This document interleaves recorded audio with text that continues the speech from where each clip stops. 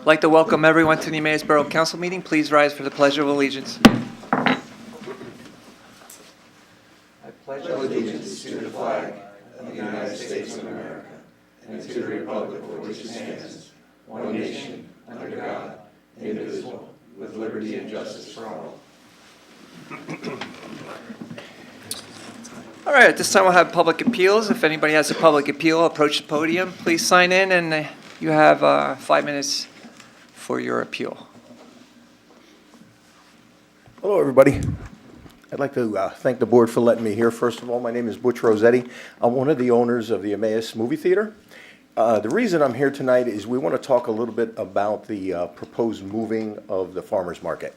As we understand it, they're moving into the Triangle and on the bridge, and I guess closing 4th Street down from what we understand. Obviously, we own the Emmaus Theater. We're very, very concerned about the direct impact that's going to do with our patrons that come on a Sunday. We have a 2 o'clock matinee every Sunday. They come at 1:30. We also have birthday parties prior to that in the morning, typically 10 o'clock, 10:30. We're just concerned where we're going to park, how are the folks going to know how to get to us is one of the things. And before I get into that, I would like to ask one big question to me, and I've discussed this a little bit with Terry. None of us were ever approached about this or told that any of this was going on, that the farmers market was moving. Being one of the companies and one of the businesses in a direct area, we kind of thought that was something that we should have been maybe involved with some of the planning, or at least to hear what was going to happen and how this was going to come about. Because of this, we basically stumbled on it accidentally through Facebook. I'll be very honest with you. You know, we never got any direct from anybody that this was going to happen. So basically, one day we would have opened up and we would have saw the bridge closed, and we would have kind of figured out what's going on from there. So tonight, we're here to kind of figure out what exactly we're going to be able to do to make this work, what you folks are doing, and is this proposal set in stone? Is this done? Is this what they're going to do? Is the bridge going to be closed? Are both lanes of 4th Street going to be closed? Are people going to be able to get to the theater and to some of the other businesses? We're not the only ones affected. I mean, Jim Yergey's affected by it. Certainly, Mercantile Club is affected by it. I understand Switchback is closed on a Sunday, so they're not affected. But we, as you know, one of the bigger businesses in the area, are affected by this directly. So I kind of I'm looking for some answers there, possibly some help about parking. From what we're seeing, of course, with the Triangle closed down and Jubilee Street closed down, or if Jubilee isn't closed down, everybody's going to be parking there going to the farmers market. Where are our people supposed to park? Where are our patrons supposed to park? Typically, another thing I'd like to touch on, the matinee is usually an older generation movie. Older folks come to this. They can't walk real far, you know, so we're kind of looking, where are they actually going to be parking? How are they going to be walking up to the theater? Now, there are some younger movies on a Sunday as well, but I'm kind of looking for the older folks, the senior citizens, and how they're going to be impacted by this.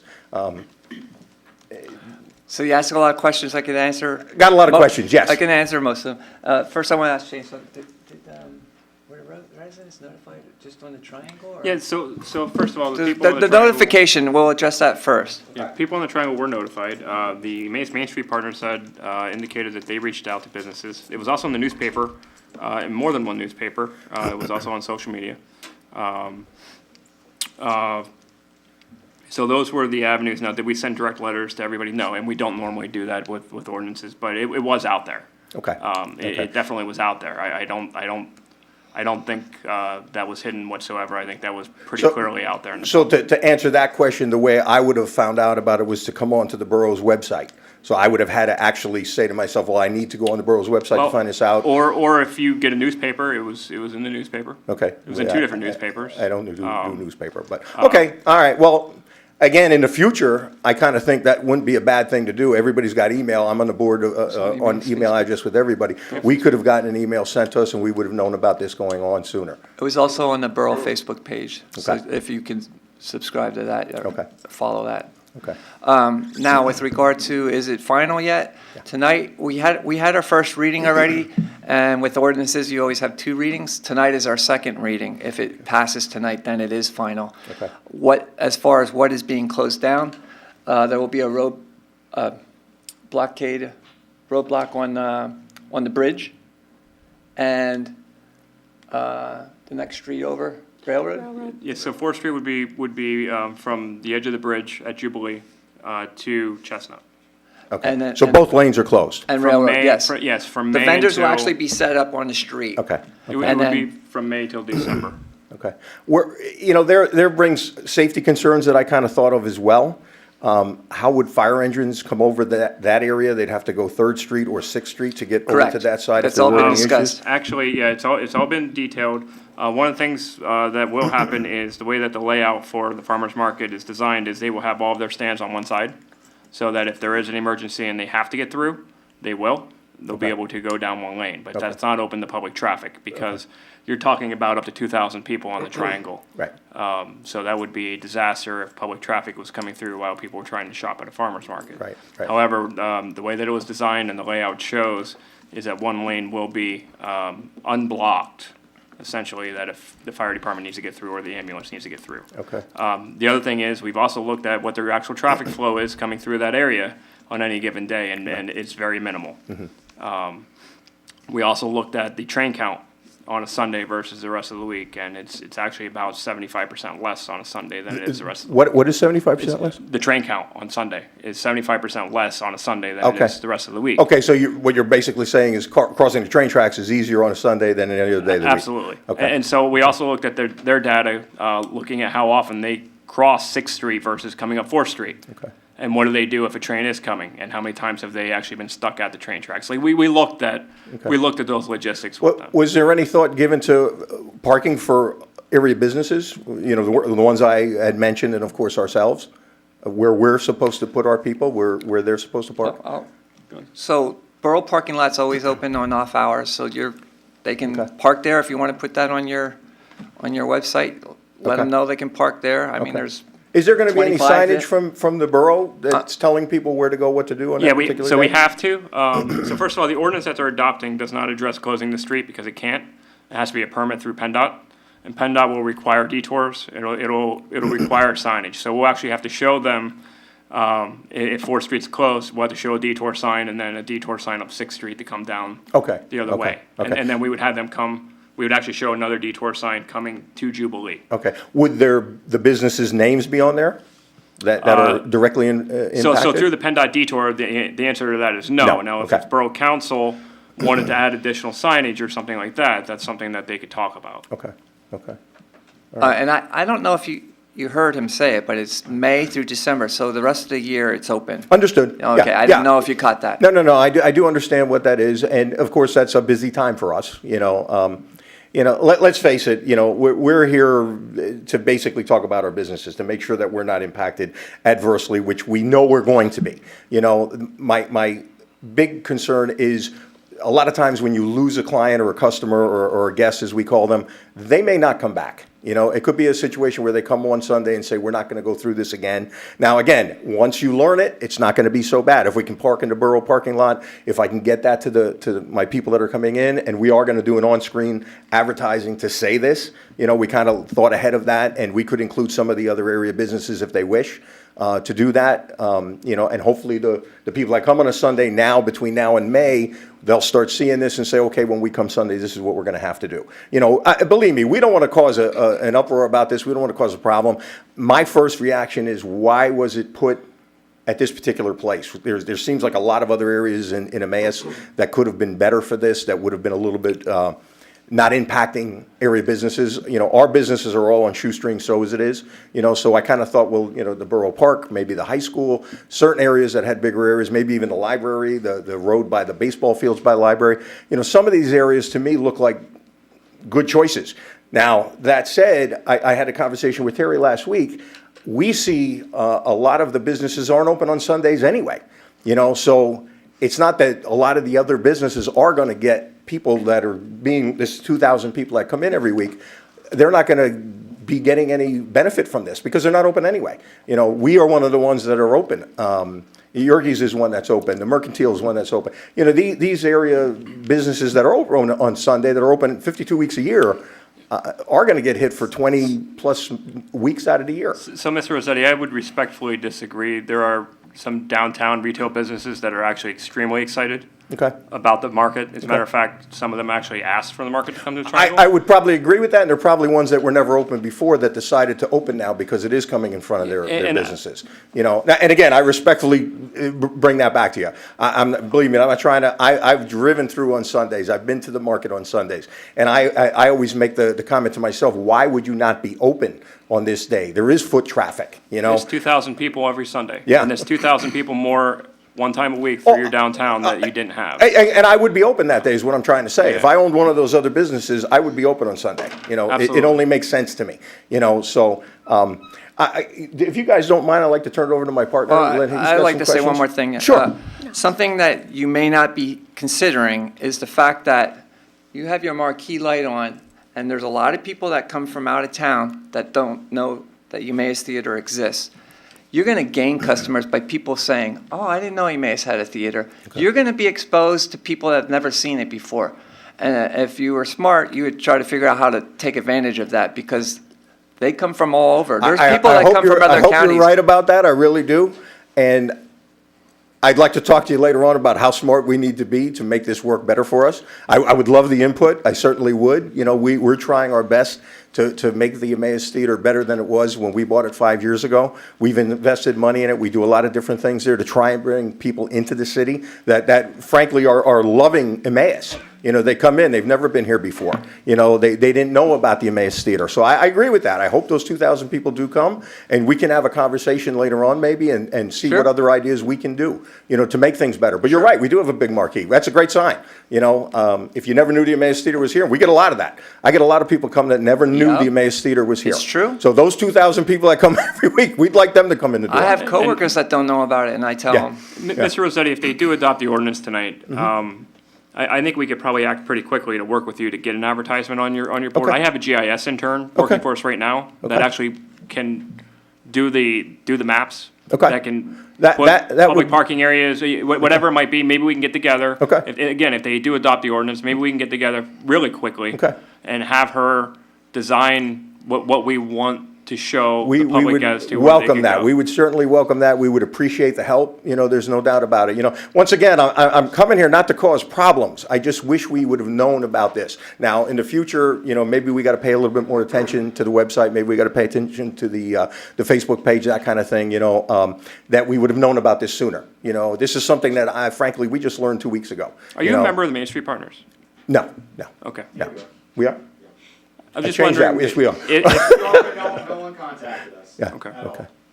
Interesting. Can I have one quick thing? Sure. Just so the residents in Butch, for you to know, we did address public safety issues, the parking and stuff, is a separate issue, with our police chief, our fire chief, and ambulance. So they did have input into trying to make it as safe as possible. I understand your concerns on that, anything can happen. Yeah. And stuff, but we did involve them in the process. They had concerns in the beginning, and then their concerns became less as they reworked. Yeah. You know, again, to your point there, when we thought of the safety issues, I thought, well, maybe if we open up the south lane, that people can travel across that way and keep the north lane closed, maybe that would work out well, but I can understand you want to keep people to flow from one side of the street to the other. You know, but that was one of the things we thought right away. You know, this is the first, my thought, of course, was the theater, how we were getting impacted, and the second was safety issues. You know, you've got fire engines that might have to come very close to us there, and their way around it is going to be a little bit different. God forbid there is a train, and they can't make it across, you know, and it happens to be one of the homes that are right in that block. You know, that is a big concern. And of course, the police can go the other way too. Same situation. If there's a train there, that's going to slow them down. But can I revert to my partner, Robert? well, he can sign in and make his own Okay. separate appeal. Okay. Did you sign in, sir? I did, yes. Okay, thank Yeah, you. Yeah.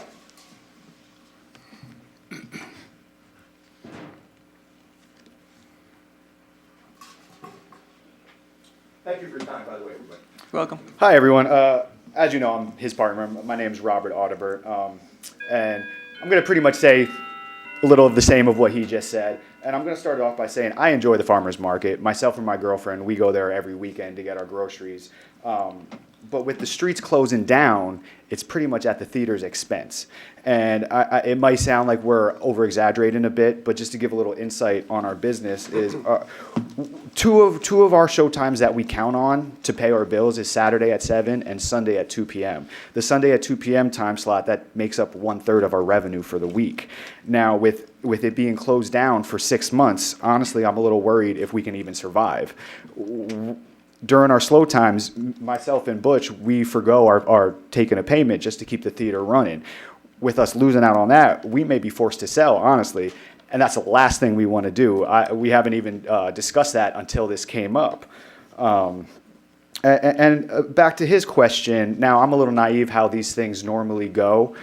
You know, I would have expected some type of like impact study for some of the major businesses around on how it would negatively affect it going. Is that something that's normally done? Why was this not done? Well, we looked at it as affecting businesses in a positive way.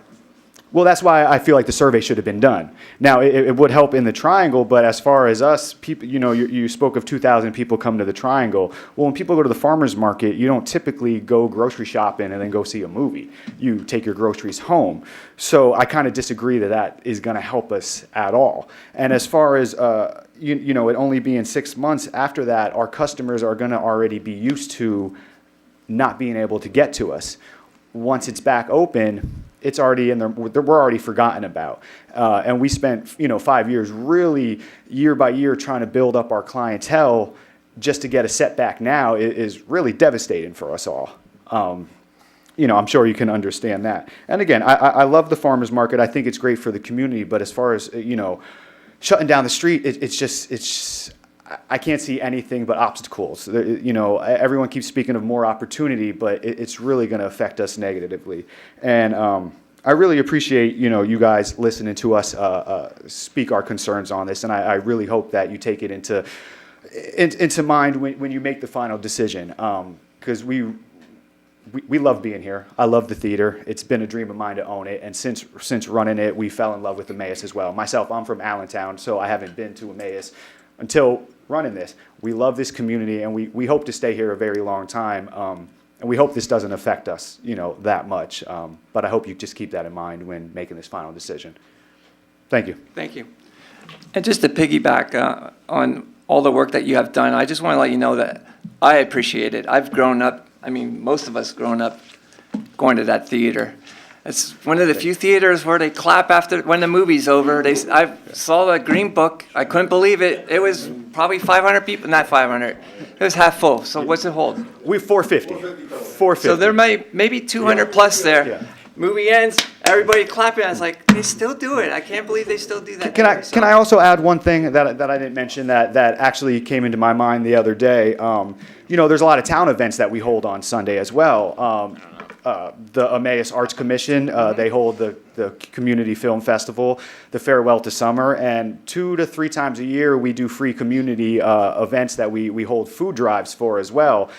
They're always on Sunday. Now that brings hundreds of people into the town as well, but with everything being blocked up, we don't really know the logistics of how it's going to work from now on. So yeah. Can I ask you a question? Sure. Your time slots on Sunday are 2, and then what throughout the rest of the Okay, so we do birthday parties all morning long. I had my daughters here this past year, so Oh, okay. I'm familiar with it. Oh, awesome. So yeah, so from 10 o'clock to 1 o'clock, we do birthday parties in the morning. And then from 1:30 to 2 is when we open up for business for people to come. That's when they generally start parking and coming in. Then we have a movie, starts at 2. Typically, it's over around 3:30, 4, and then we have another matinee, which is around 4 o'clock. Mr. President, may I make a Sure. comment? So thank you both, really, for being here. This kind of conversation is very important, obviously, for everyone. I know that it's our intent here to make this be positive for everyone. We did not take this lightly. The vote tonight is around the parking side, but when you talk about access, and Butch and I had this conversation about public access from the other side, from the south side of town. I think that is a very big deal as far as people really understanding what other parking, as Brent said, the Borough Hall, Jubilee Street on both sides of the street. And we have been watching on Sundays to see what traffic is like. And there are an awful lot of people who probably don't come from the other side. So I do think that we're all working together, and that is absolutely our intent, to work together on this and to make sure, that we have the right solution and the right formula. We don't want anyone to Gotcha. Yeah, I appreciate be that. adversely affected by this. Now this is a long shot. Is there any way to get some parking spots reserved on Jubilee Street for us just during that, the farmer's market time? Well, on Jubilee Street, that's all public parking, even all the way down to, Yeah, that's what I'm saying. Is there a way to get that switchback. reserved, or is that not even a possibility? Just for those time periods where it's going to be blocked off, because I feel like that would help us a lot as well. well, I don't know who else other than people going to the movies. I don't personally. Well, no see- one does use it except for our theater goers, and that's what I'm worried about. Once the farmers market's there, it's going to be parked up the whole time, full of patrons going to the farmers market. So that's why I was asking if it's a possibility to get that a little strip Well, there reserved. If I just might comment to this, if I can have a couple more minutes. So the farmer's market, there is parking, and we've talked about this at the CRD level for that committee. There is parking at Railroad Street that people don't use for the farmer's market. Okay. That is a half a block away from the Triangle. Okay. And again, it's an education factor. It's people actually physically doing it. Our car is usually the only one there on a Sunday, On Railroad Street? on Railroad Street. Okay. So it is just, it's just all of us talking about it, making sure we know that, public safety, everybody has looked at this from all different angles, and we want to be a solution for everyone. We Well, want to have a Yeah. solution. Well, obviously, we just found, as you know, we just found out about it 2 weeks, and as soon as we found Understood. out about it, we went into full panic mode. We started emailing everyone we know. I emailed probably a bunch of you guys too as well, called everyone, so it's really, right now, we're trying to figure out the best possible solution to not kill our business. And still, like I said, I love the farmer's market too, so I think it is a good thing, for the town as well. It's a little rough cramming it all in there, and with the streets being blocked off, I don't like that, obviously, but, I guess it's a Well, it's a learning curve. With the GIS survey, with the parking, I think that will impact a lot as well. Now this- People are not aware of all of the This parking goes that's through available. December. Now, after that, next year, is it gonna be there again? Say this negatively impacts all of the businesses, and it's a known fact that it's not going well for anyone. Is this something that the Triangle may, I don't think any of us are looking towards that. We are looking to the solutions to make this work. And if that arises, if there is an adverse effect, obviously this council will be Okay. a large voice of that. okay, all right, thank you for your time. You're welcome. Thank you. Any other public appeals?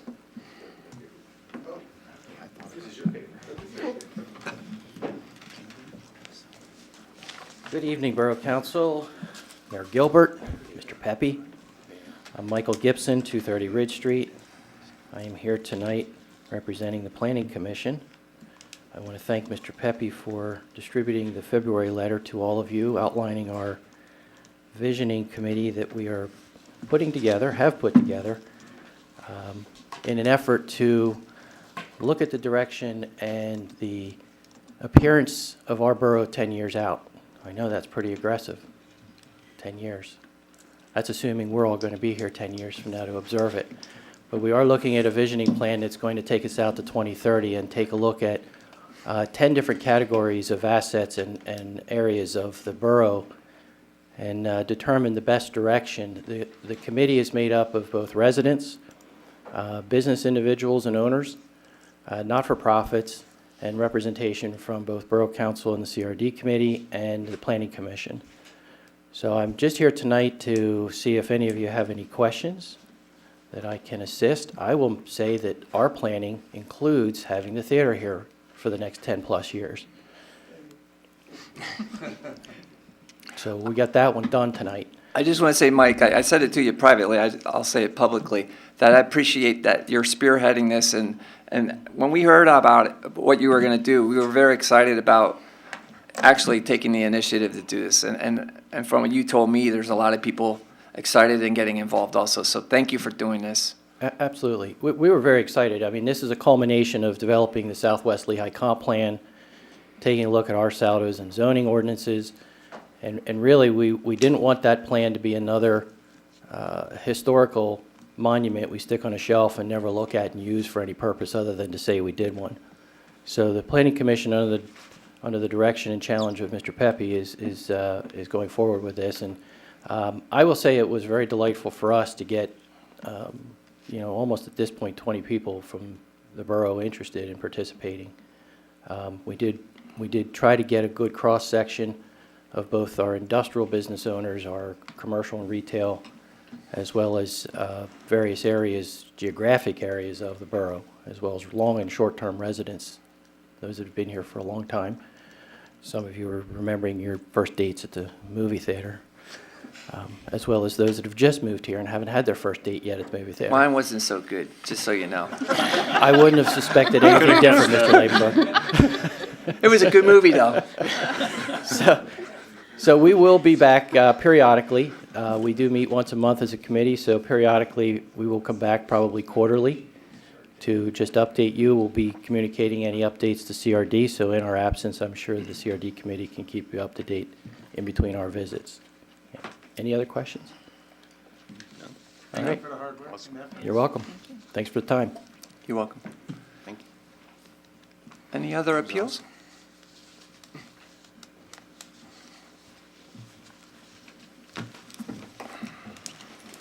Good evening, Borough Council. My name is Tom Petrovich. I'm here with some farmers from Mass Farmers Market, looking to address some of the concerns tonight. Butch and Robert, I hope to address some of your concerns. I apologize. I will not be facing you. So don't take that, please don't take that the wrong way. I'd like to point out that, yes, we do get 2,000 customers a week. And in your concerns of will you lose parking, we've taken a survey, and the majority of our business, 30% of our business is in the first hour, 30% is in the second hour. Then it reduces down to 25% from 12 to 1, and about 15% from 1 to 2. Now, we do stay open till 2 o'clock for the church crowd. We know they're later coming to us, but the impact of the parking should be significantly less by that point, by the time your moviegoers are coming in. I will say in that same survey, we discovered that 10% of the people coming to the market that day were brand new customers. They'd never been to the market before. Now, this was in September when we took this survey. As agricultural department will tell you, farmers market have a habit that they're very popular spring through summer. As soon as school kicks in, sports kick in, they significantly drop in attendance. We were shocked to see that 10%, 200 people at the market that week, were brand new. And we think that's a benefit to help the local community of these new people seeing the stores around the market and all the businesses and what they provide on a Sunday or during the week they can come back to. Secondly, I know you're worried about being seen and how the movie theater can be seen. We welcome the work together. We have a large mail list. We love to work with the local businesses to advertise for each other. Let's help each other grow. This is an opportunity to get word out to help the businesses and help the market.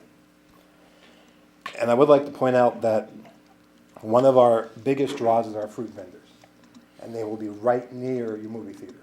Everybody comes to the fruit vendor, they want their cherries, they want their peaches, they want their apples. They're going to see you every Sunday. They're going to see your signs, your times, your lights up. It'll be very, very well known. I will address that, yes, we do have a plan for emergency vehicles to get in. If there is a fire in the square, an ambulance issue, we have a plan in place to keep a driving lane to get vehicles into the facility as needed.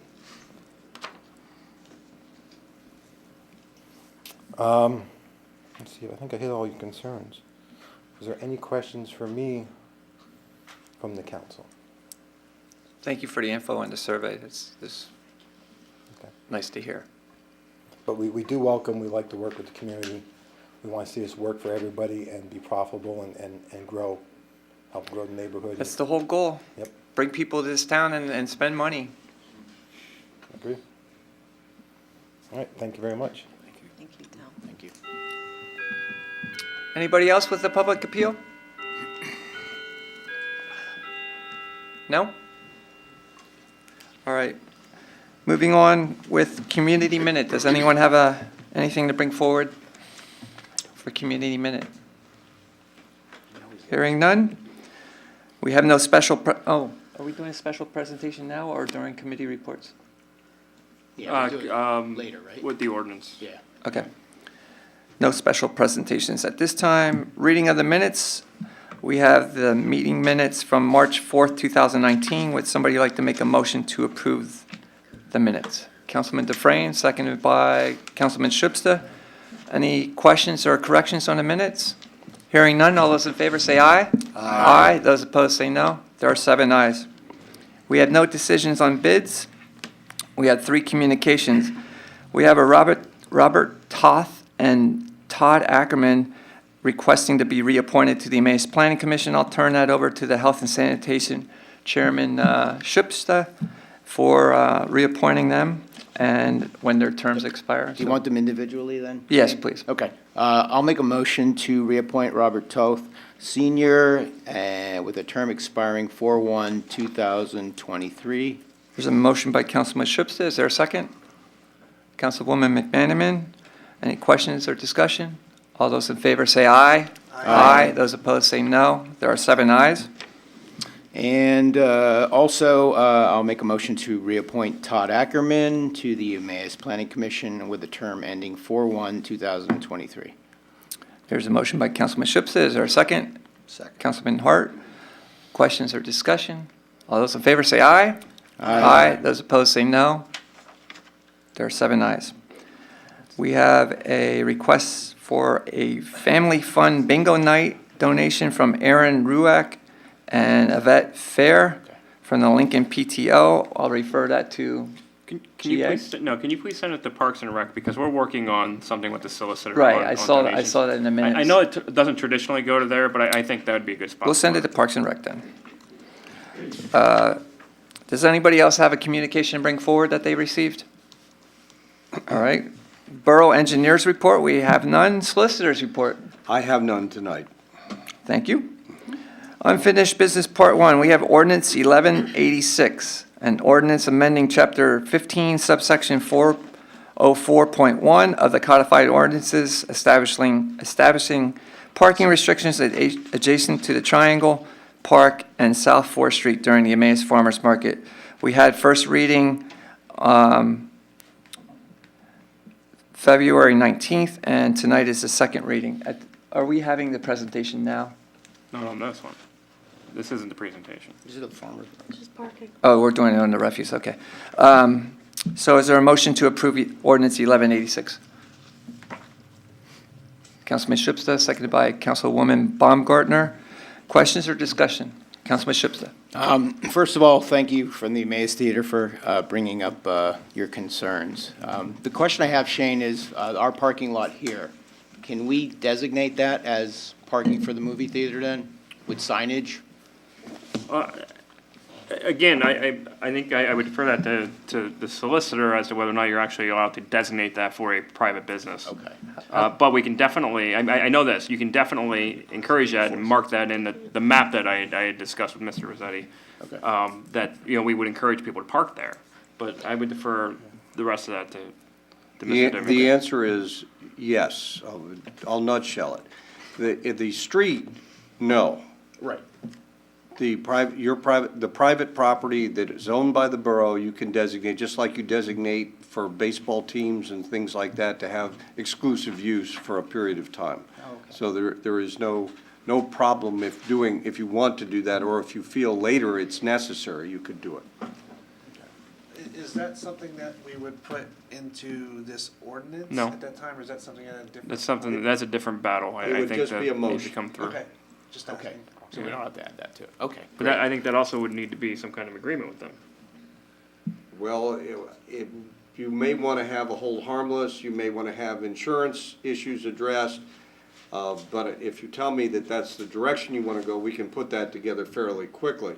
The most important thing is, A, is it necessary? And of course, we won't know till you see what happens, because you're going to have it voluntarily open to people, and you don't need an agreement for that. I think it would definitely be helpful, though. I will. I do. I will send that to the GA committee and put that on the agenda. Yeah. Yeah. So that will, especially for we'll people- address that at the committee level. Any other questions? Yes, just, I know we said about detour signs, and I guess my question is, I think a good point was brought up of, can somehow the businesses also put, around those detour signs? Obviously, it can't go on the sign because that's, something, but some sort of directionals for them as well? Is there something that can be? So let me ask you a serious question, okay? I'm in a car, I see that I can't turn. Am I gonna sit there and read what all businesses where I'm gonna go? No, I can't go there, I'm gonna follow the detour sign. And so that's what the state tells you have to put up, is the detour sign. I think if I need to go to the theater and I need to turn left and I can't turn left, it says detour this way, I go to the next detour sign, I go. So I think it's great in theory, Right. but the reality is how many signs do you not see because, again, you're trying to concentrate on driving.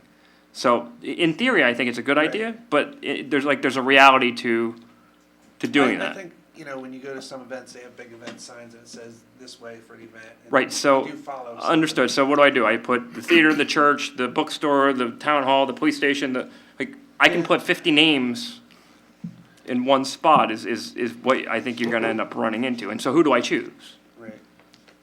I mean, Mr. Hart has said, St. Anne's is gonna be affected.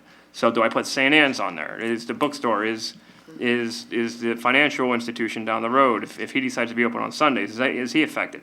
Like, where do we end with that is gonna be the ultimate problem, I think, that you're gonna run into. So what do I have, a billboard with 50 names on it that says, you go this way, you go that way, you go this way, you go that way? I think there's a logistical reality to it that, and let's look at the facts. We're sending them 2 blocks and turning left. Agreed.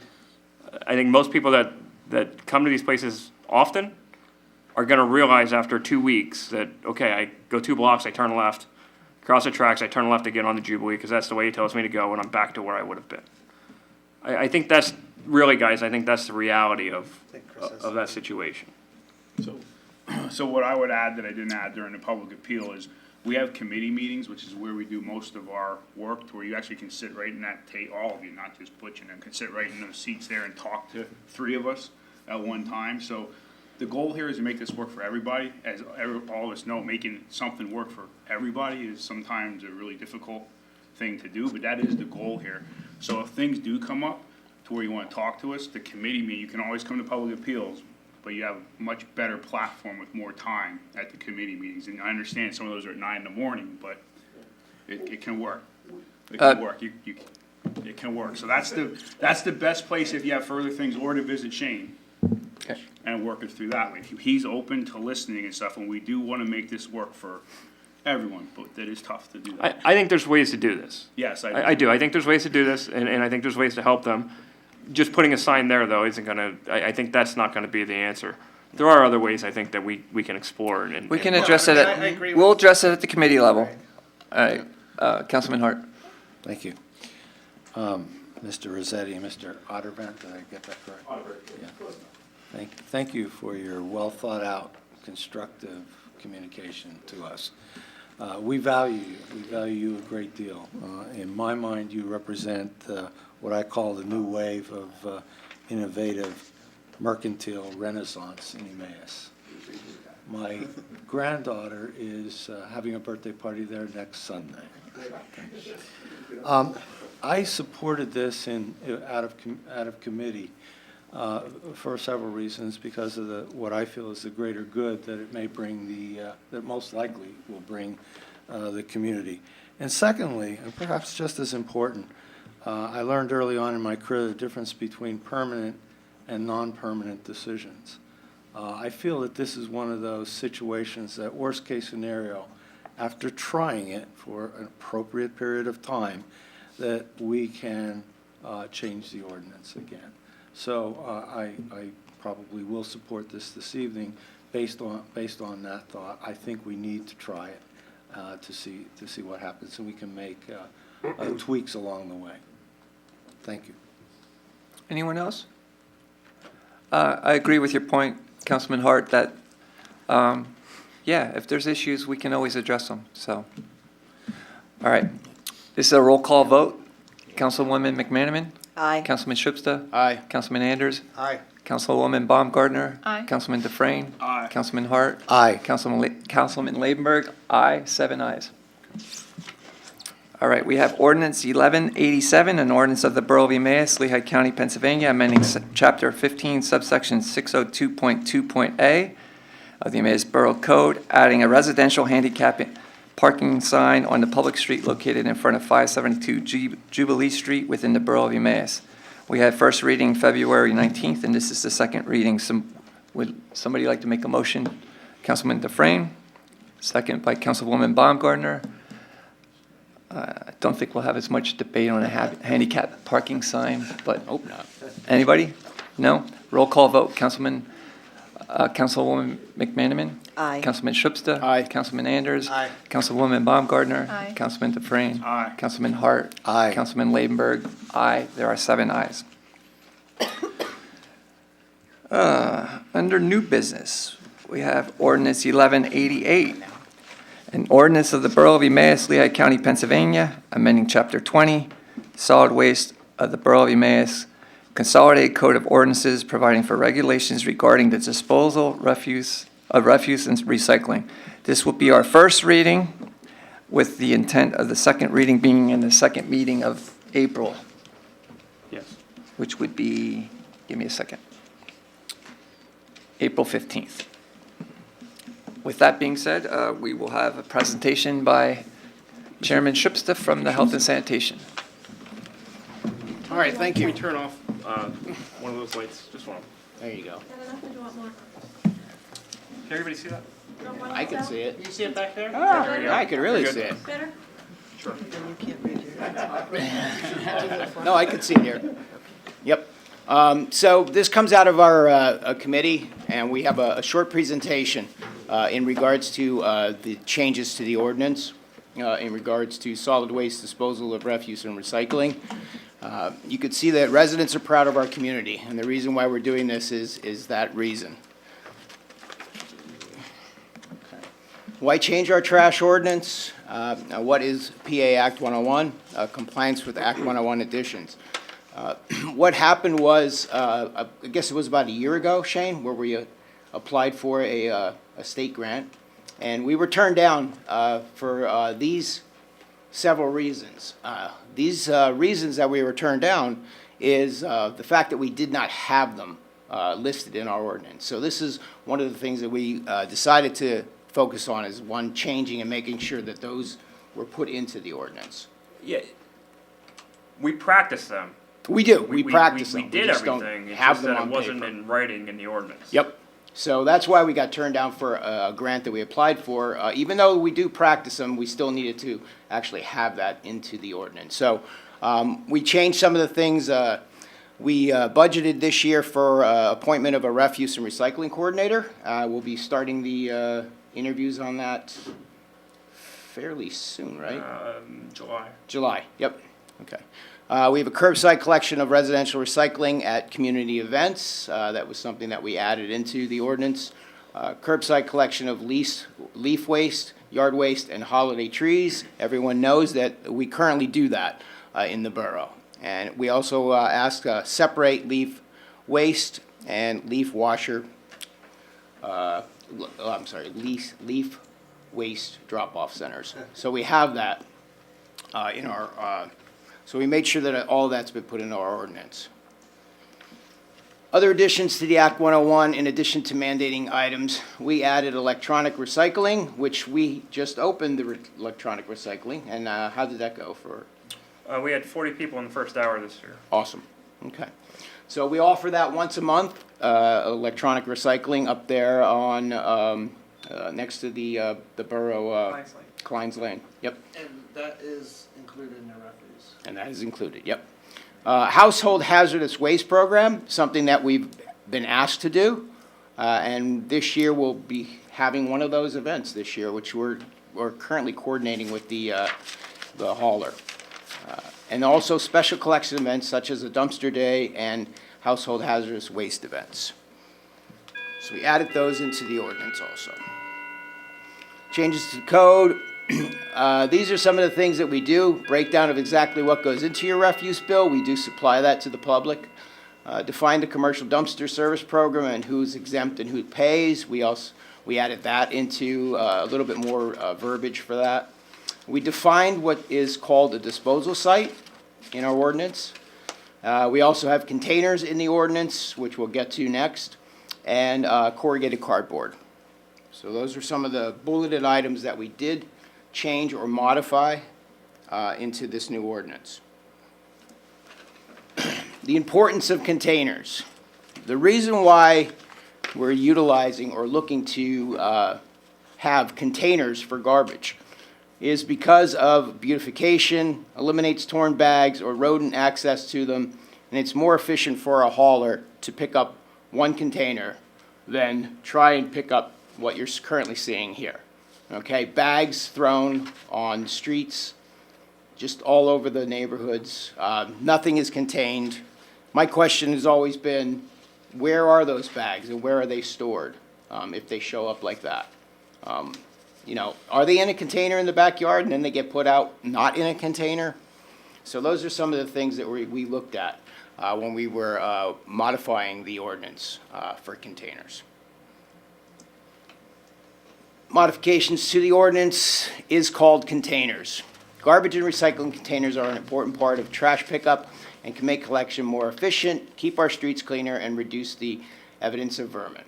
50% of the residents surveyed agree that we should mandate trash cans.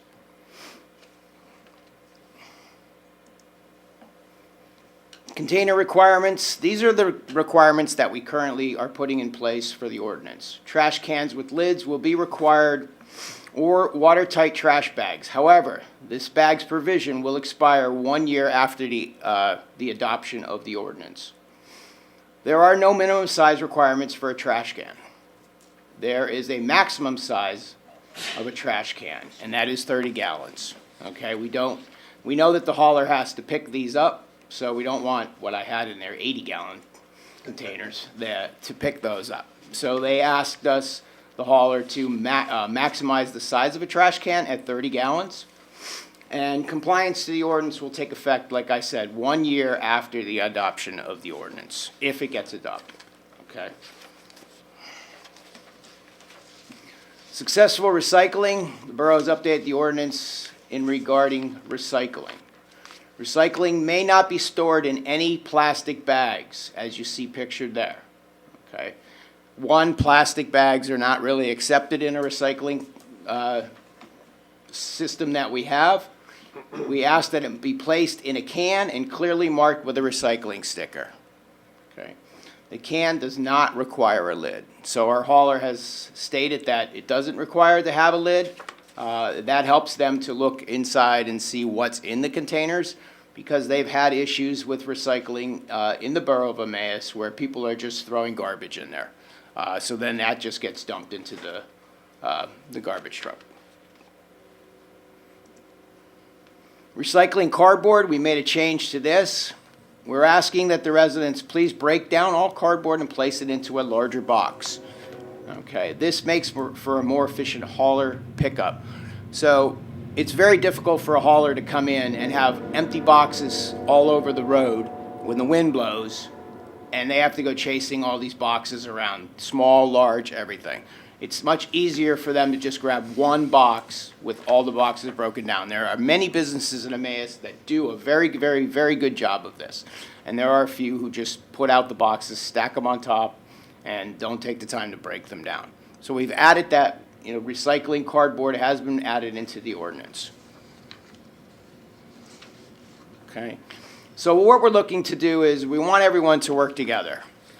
We want to make Emmaus a place that's beautiful, that's clean, that when someone drives through Emmaus from out of town, just as we just had discussions right now of the farmers market and people coming from out of town, we're looking to show that, yes, we take pride in our community and that we're trying to keep it as clean as possible. So that's why our committee has worked on this ordinance, trying to, push some of these things to make sure that it's for the good of the community. Okay. So let's make a change for the future of Emmaus, and our committee would like to thank you for your time, and we have a Q&A if you're interested. Okay, for council. And I gotta escape out of this. You got that? Okay.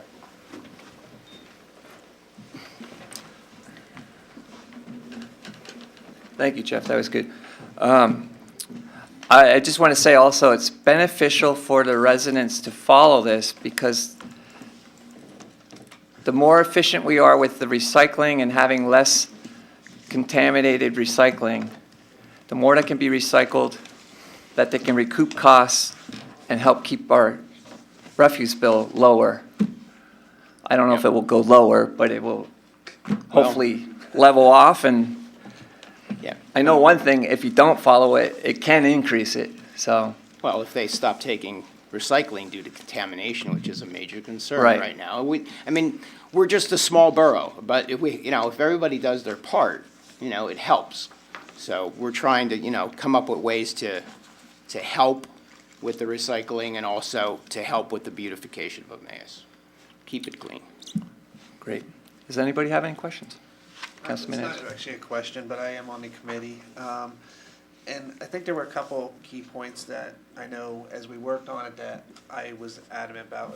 And the first is the year after the adoption of the ordinance. It gives the residents time, if they don't have a can to put it in, it gives them 12 months to save if they need to. And the other part of that was, there's not a minimum size. So if it's an elderly person that does not need a big can, they don't have to go out and spend a fortune on something huge. Just has to be small, that, their size will fit. And I think that's very important, because we do have elderly who just put out like one small bag a week. And so we want to make that cost effective and give them time to get, to save up and have the resources for it. So I think that's our two important key parts for it. So Mr. Shubsta and Mr. Anders, just for the record, you both mentioned, and it was in the presentation, about 1 year after the adoption of the ordinance. Yeah, I was going to point this out. We have in there that it would take effect January 1, 2020. So if that's a change that we want to make, that would need to be part of the motion Yeah, that's a to change. advertise the ordinance, Yeah, okay? we- So just make sure that if you're making that motion, make that as an amendment to An it. amendment. Okay. Okay.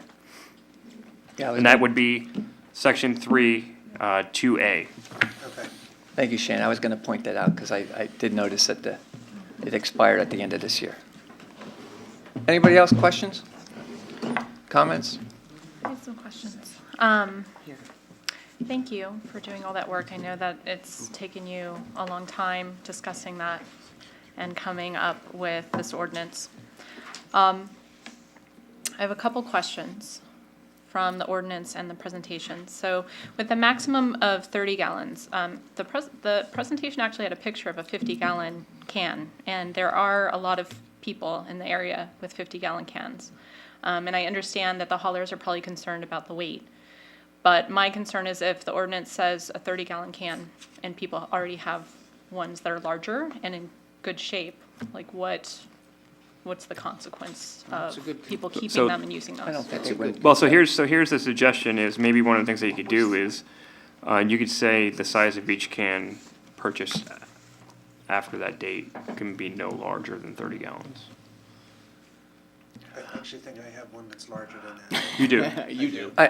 I do too. And But, the hauler had a weight requirement, wasn't it like 70 pounds or something? Like there was He had something- suggested that 70 pounds was their max. I mean, one thing you have to understand is these are humans picking the garbage cans Yeah. up. And that's why the hauler said 30 And I gallon. understand, I know, like, we have one, I think that's 50, but it's for recycling, which is considerably lighter than the trash. But I was just wondering, because I know I see that in town, it was also in the picture, that might be a concern that people have. Shannon, can I follow up on that? Yeah, go ahead. So I have one that's larger, like you showed there, and that has wheels that can roll it. But it's not one bag filling it up. I mean, there's probably 4 bags in it. If they have to, they can roll it and then take a couple bags out and then lift it. I mean, I think that's how they do it. I don't think they would turn away trash if it's in a proper container, but you know, you have 4 bags versus 2 in a 30-gallon bag. I don't think they would do that. It's still an improvement. It's not sitting on the curb in a bag where it can get torn. The other thing that wasn't mentioned is how often do you see trash blowing because it's coming out of the top or it tore a little bit and it just blows all over the street. That's where most of the trash comes from in the town, is from garbage night. It's not because people are throwing it out in their yard. So go ahead, Shannon, if you have anything else. Yeah, so I had another question about, just to clarify, because I think in the presentation it mentioned trash cans with lids will be required, and then it said, or watertight trash bags. So can you clarify that, just to make sure everyone is clear on how it's The reason that articulated? we had the watertight trash bags would stay in place until everyone had cans, and that's why we added the 1-year exemption in there. Okay, I didn't see that the ordinance required lids specifically. It doesn't. It doesn't. It says that it has to be watertight, though. Yeah. Which would be a lid, Should be a lid. Unless there's no rain. unless you're going to saran wrap it. People can get creative. If it doesn't specify, right?